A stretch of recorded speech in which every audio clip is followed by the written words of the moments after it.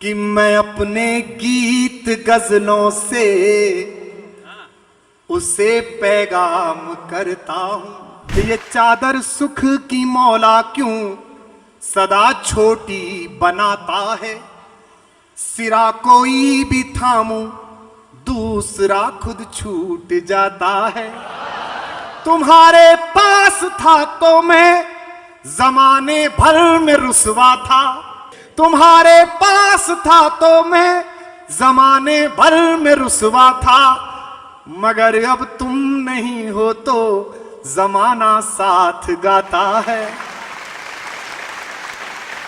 जिन लोगों ने अपने दिवंगत परदादा की तस्वीर अपने स्टोर रूम में रख दी वो कबाड़ा हो गई, और जिन्होंने ड्राइंग रूम में लगाई वो एंटीक कहलाई।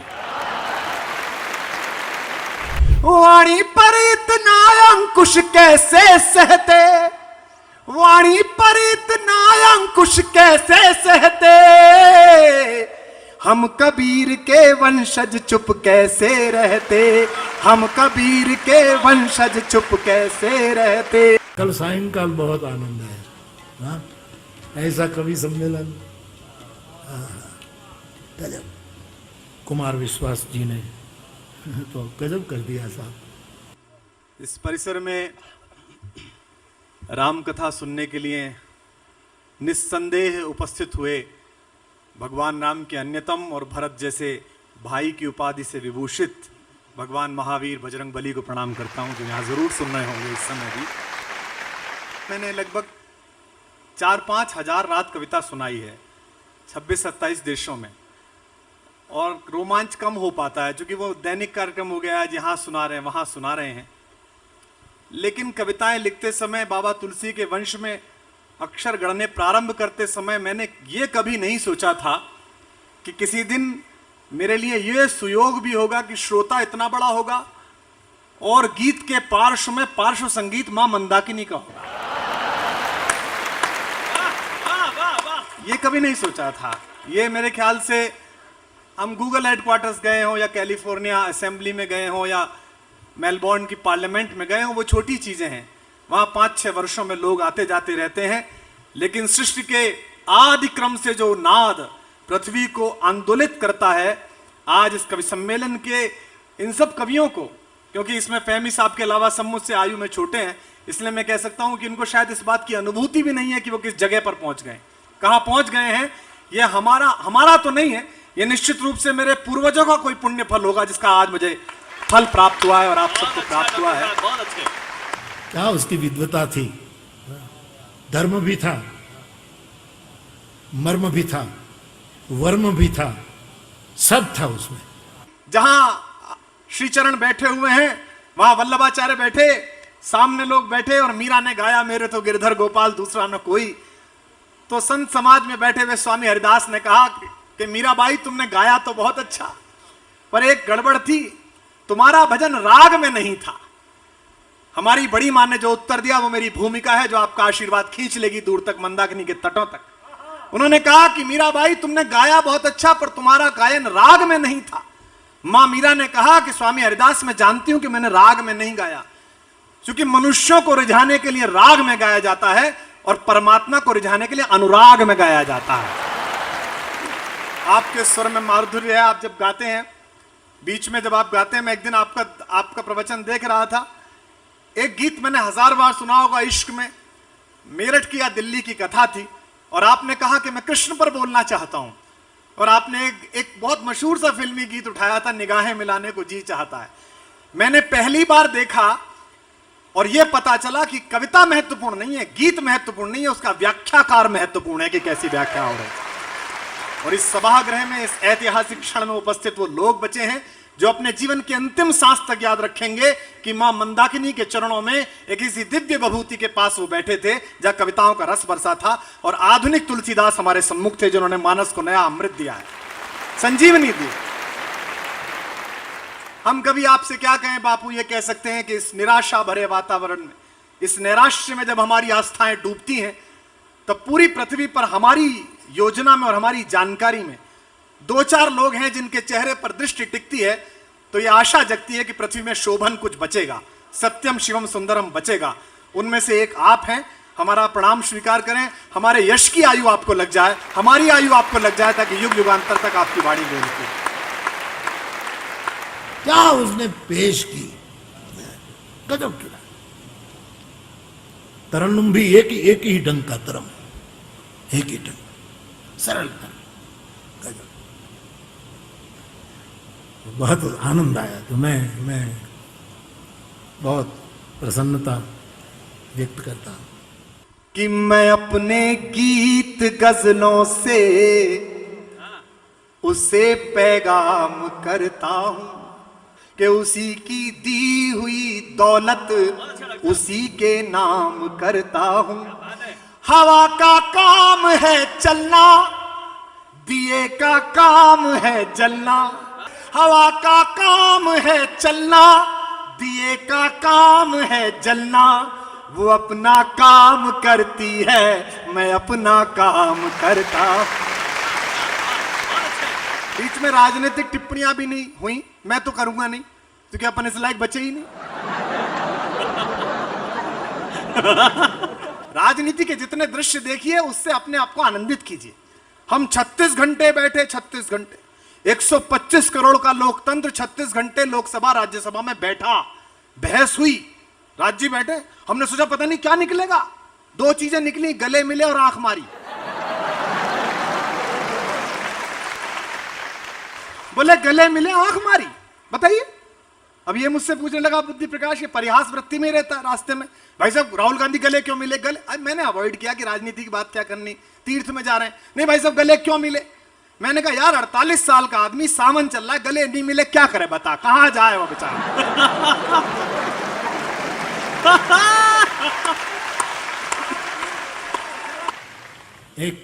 एक बहुत एंगल से यदि मैं उसको सुनकर निर्णय करूं तो मुझे लगता है कि कुमार विश्वास अब कुमार विश्वास नहीं है, जुआन विश्वास है।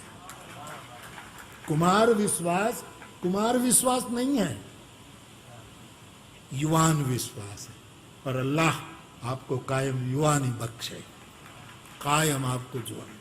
तो आनंद के साथ सुनिए, बहुत बहुत सौभाग्यशाली हैं आप, हम तो हैं ही, आप भी सौभाग्यशाली हैं कि आप कहां बैठे हैं, किस सत्संग में आप बैठे हुए हैं। तब पंक्तियां पढ़ता हूं, निवेदन करता हूं। इसे यूं सुनिए जैसे मेरा बाबा कहता है, कबीर सुखिया सब संसार है, खावे और सोवे, दुखिया दास कबीर है, जागे और रोवे। कि ये चादर सुख की मौला क्यों सदा छोटी बनाता है। आनंद मिले। मैं 4:30 बजे पहुंचा दर्शन करने के लिए, तो पता चला कि अभी व्यस्त हैं, इससे पहले आप गंगोत्री मंदिर हो आइए। तो मुझे मदन जी नीचे मिलने आए, मैंने कहा बड़ा अच्छा हो गया। बोले कैसे हो गया। मैंने कहा मैं साधन के पास पहले आ गया था, उन्होंने कहा पहले साध्य के पास होके आ, मेरे पास तक बाद में आ जाना। तब कहता हूं कि ये चादर सुख की मौला क्यों सदा छोटी बनाता है। सिरा कोई भी थामू दूसरा खुद छूट जाता है। तुम्हारे पास था तो मैं जमाने भर में रुसवा था। तुम्हारे पास था तो मैं जमाने भर में रुसवा था। मगर अब तुम नहीं हो तो जमाना साथ गाता है। हम साहित्य में काम करते हैं, राजनीति भी विषय है, लेकिन यह सिखाया है संस्कार ने कि जब कविता के मंच पर चढ़ो, धर्म के मंच पर चढ़ो, तो राजनीति की जूतियां नीचे उतार के आओ। और यह तो वैसे भी मां मंदाकिनी का तट है, यहां तो आत्मा के ऊपर चढ़े हुए जितने वस्त्र उतार के आओगे उतना ही मोक्ष प्राप्त होगा। अमुक बात तो जो विश्वास जी ने जो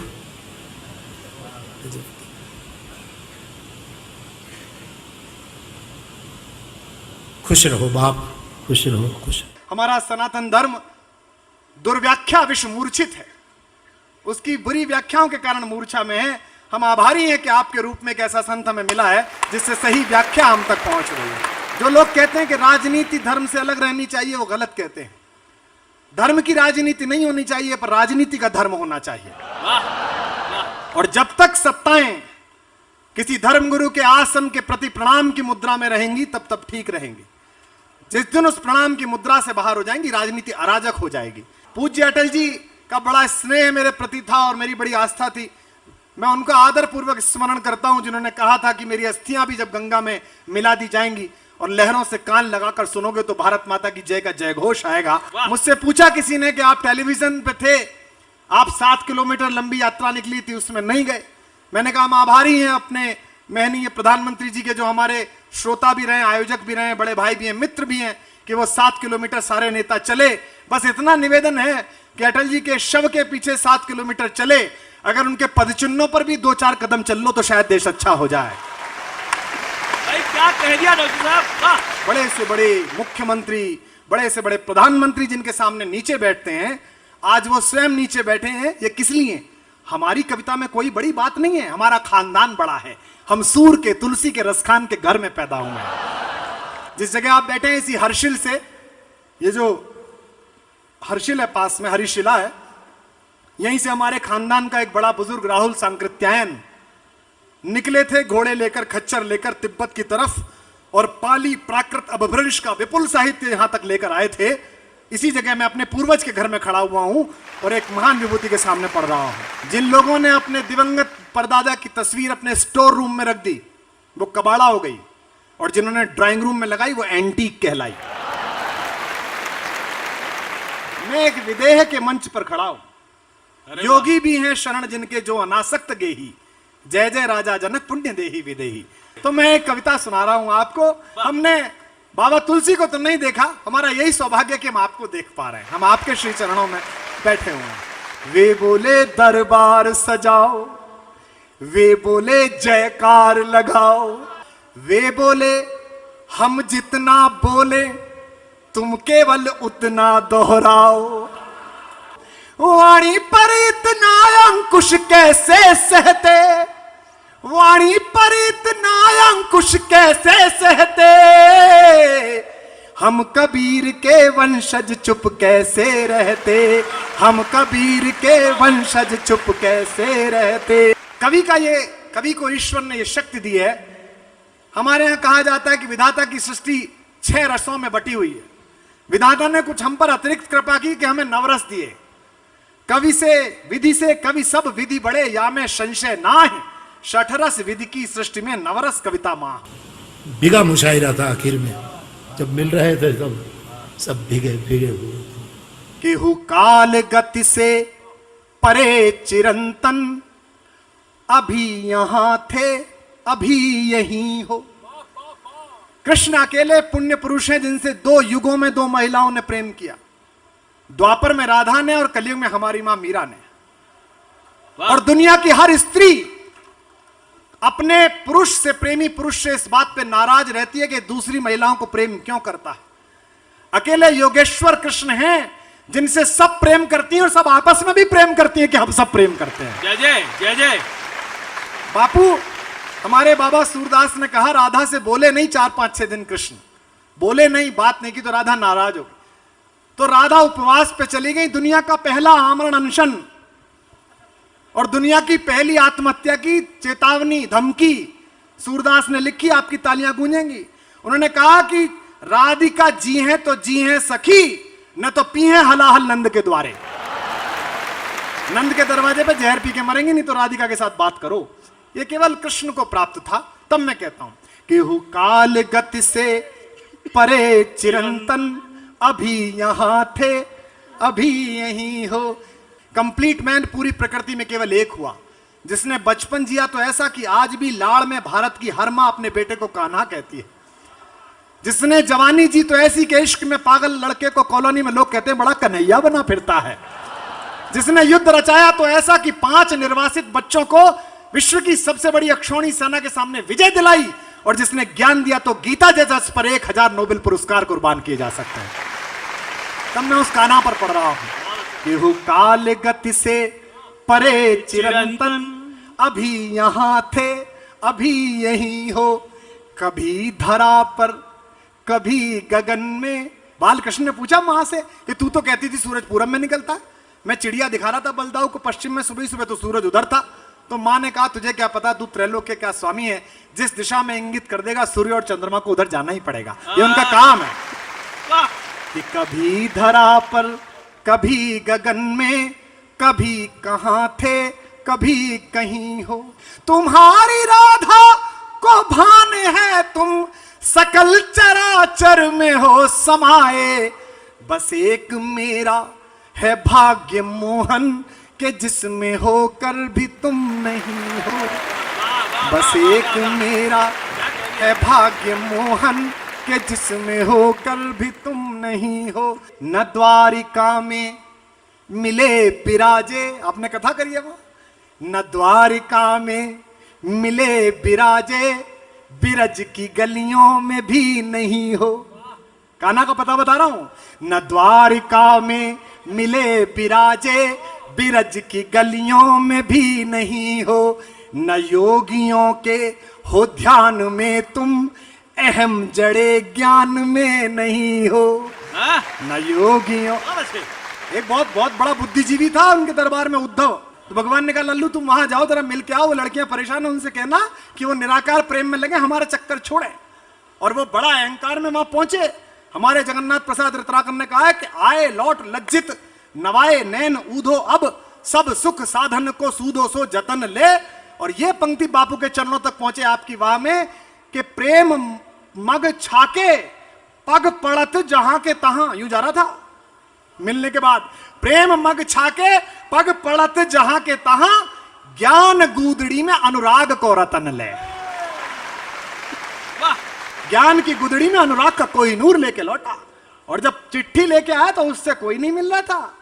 सारी लड़कियां इकट्ठी हुई कि हमको, जब वो है ना, आए हो सिखावन को जोग मथुरा से तोपे, ऊधो जे वियोग के वचन बतरावो ना। योग सिखाने आए हो, वियोग बता रहे हो। आए हो सिखावन को जोग मथुरा से तोपे, ऊधो जे वियोग के वचन बतरावो ना। एक मनमोहन तो बस के उजारो माह, ही में अनेक मनमोहन बसाओ ना। यहां से तब कह रहा हूं कि न द्वारिका में मिले बिराजे, बिरज की गलियों में भी नहीं हो। न योगियों के हो ध्यान में तुम, अहम जड़े ज्ञान में नहीं हो। ये पृथ्वी, ये धरती जहां हम है इसलिए महत्वपूर्ण है, दुनिया के सभी देश महत्वपूर्ण है उनके लिए। ये अकेली धरती है जो ईश्वर ने चाटी है, घुटने चल के चाटी है ये। इस पर पैर रखते समय भी ध्यान रखना कि कहां रख रहे हो। इसके साथ गद्दारी तो बात ही छोड़ दो। ये वही है जिस पर घुटवन चलत रेणु तन मंडित, मुख दधि लेप किए। ये अकेली धरती है जहां हमारे राम उस अजिर में लोटे हैं, जहां इक्ष्वाकु की परंपरा पैदा हुई है। और बापू आप गंगोत्री तक आए, मुझे आश्चर्य होता है कि आप समाज के वंचितों में कथा करके आए। आप उनमें कथा करके आए जिस इलाके में जाने के लिए सभ्य समाज शताब्दियों से मुंह चुरा रहा था, रात के अंधेरे में जाता था। वहां आपने उजाले में राम का नाम फैलाया। हम आपके आभारी हैं, हम कृतार्थ हैं। आप, हम कृतार्थ हैं आपके। बुद्ध के पास, बहुत अच्छे, बुद्ध के पास उस समय की सबसे बड़ी नगरवधु आम्रपाली आई थी, पीछे सुनने के लिए बैठी थी। और किसी ने परिचय करा दिया कि नगरवधु आई है, सबसे बड़ी वेश्या, मिलना चाहती है। अकेले में बुद्ध से मिली। उसने कहा कि तथागत बहुत पातकी हूं, बड़ा शरीर का दुरुपयोग किया है, मैंने कोई पूजा नहीं की, मेरी तो उपासना आज तक नहीं हुई। बुद्ध ने कहा ऐसा करते समय तेरे मन में पाप आया कभी? उसने कहा नहीं, मैंने इसे काम की तरह समझा। तो बुद्ध ने कहा तू तो सतत पूजा में थी, तू तो सतत प्रार्थना में थी, इसलिए उसे प्रधान भिक्षुणी बनाया। और मुझे अतिशयोक्ति का अपराधी ना माने ये लाखों करोड़ों लोग जो सुन रहे हैं। बुद्ध के बाद पृथ्वी पर पहली विभूति बापू हुए जिसने वंचितों के पास जाकर कथा को पहुंचाया। जय जय जय जय। जो स्त्री और पुरुष की धारणा से बाहर हैं, जो ना स्त्री है ना पुरुष हैं, उनको भी आपने अपनी वाणी से मोक्ष दिया। उन तक भी आपकी कथा पहुंची, हम आपके आभारी हैं। रहीम अवध प्रांत के गवर्नर थे, अवध के राजा थे। एक कोई विधवा को अपनी पुत्री की शादी करनी थी। रहीम कई बार आए थे चित्रकूट तुलसी से मिलने के लिए। कई बार बड़े लोगों भी कवियों के घर आ जाते हैं, चरण पड़ जाते हैं। तो बड़ा लाभ लश्कर आया कि पीएम आएंगे, पीएम आएंगे। प्रधानमंत्री थे वहां के, वो आए। तो उस विधवा को पता था कि यहाँ जो ये आदमी रहता है जो सुबह सुबह राम कथा सुनाता है, इसकी रहीम दास जी से दोस्ती है, वो पैसा दे देंगे। उसे लखनऊ जाना था। तो वो एक दिन सुबह को स्नान करते बाबा तुलसी के पास पहुंची। उसने कहा कि बाबा मेरी पुत्री की शादी है, विधवा हूं। उन्होंने कहा कि मुझसे क्या कहती हो, मैं तो, मेरे पास तो खुद ही कुछ नहीं है। मांग के खाई वो मसीत में सोई वो, मांग के खाता हूं मसीत में सोता हूं। आपके सामने युग के तुलसी बैठे हुए, आपको पता है कि कैसे हैं। कोई पूछे बड़ा आश्चर्य होता है मुझसे, अन्यथा ना लेंगे। मैं बोलने का साहस कर रहा हूं। आज से 2 वर्ष पहले मैंने राम कथाओं के बहुत बड़ा काम करने वाले एक व्यक्ति से पूछा कौन कितना लेता है। सबके रेट पता चले, आपका पता चला कि आप कुछ नहीं लेते हो, पहली बार पता चला। वाह। तो बाबा तुलसी ने कहा मैं क्या दे दूंगा, तो उसने कहा आप मत दो, आपके वो बड़े आदमी परिचित हैं वो मदन लाल जी, उनके लिए एक लेटर लिख दो। आपको तो वो भगवान मानते हैं, मिल जाएगा कुछ। तो उन्होंने लिख दिया कि ये दे दो। अब रहीम जैसा बड़ा कवि तुलसी जैसे महाकवि से ये कह रहा है कि इस विधवा को पैसे दे दो, तो ये तो लिखा गया नहीं कि 15 लाख अकाउंट में डाल दो, ऐसा तो लिखेगा नहीं। उसने कितनी बाजीगरी से भाषा लिखी। मैं साहित्य पढ़ाया 17 वर्ष विश्वविद्यालय में, कितनी बाजीगरी से लिखा। रहीम दास को तुलसी ने दोहे की एक पंक्ति लिखी, एक सुरती है देवताओं की पत्नी, नरती है मनुष्यों की पत्नी, नागती है नागों की पत्नी सर्पिणी, अस चाहत सब कोय, ये जो चाहती है वो इसे दे दो। क्या चाहती है? सोना, मणिया, पैसा। रहीम समझ गए क्या मांगने आई। रहीम ने अपने खजांची से कहा इसे जो चाहे वृद्धा को वो दे दो, सोना दो, चांदी दो, बढ़िया सी शादी कराओ। और बोले अम्मा आपका काम हो गया, मेरा भी काम कर देना। अम्मा ने कहा बेटा मैं तेरा क्या काम कर सकती हूँ? बोले जो पर्चा लाई हो इसमें एक लाइन लिख रहा हूं तुलसीदास को दिया ना। और क्या लाइन लिखी साहब, याद करिए, 2 महाकवि को, एक मुसलमान एक ब्राह्मण, एक गोस्वामी और एक पठान। उन्होंने लिखा सुरती है नरती है नागती है, अस चाहत सब कोय, सब चाहत नीचे सब चाहत अस कोय, अस और होय। नीचे रखा, नीचे रहीमदास ने लिखा गोद लिए हुलसी फिरे तुलसी सौ सुत होय। तुम्हें ये जग ढूंढता है मोहन, मगर इसे ये खबर नहीं है, बस एक मेरा है भाग्य कान्हा, अगर कहीं हो तो तुम यही हो।